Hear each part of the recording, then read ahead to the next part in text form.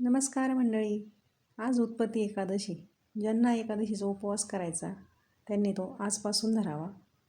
एकादशीची सुरुवात मी अशी केली. अंगण स्वच्छ करून अंगणामध्ये सडा टाकून घेतला.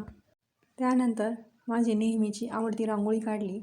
त्याचबरोबर तुळशीजवळ पण छोटीशी रांगोळी काढून तुळशीची पूजा केली.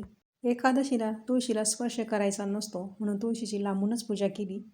आणि आजच्या पूजेसाठी लागणारं तुळशीपत्र मी कालच तोडून ठेवलं होतं. त्यानंतर मी गेले देवघरात. माझी रोजची देवपूजा करून घेतली.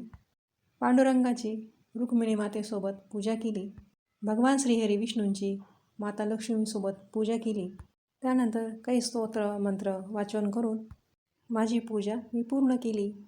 माझ्या देवघरामध्ये हा जो छोटासा तांब्या मी पाण्याने भरून ठेवलेला आहे, तो तांब्या का ठेवतात त्याची माहिती सांगते उद्याच्या व्हिडिओमध्ये.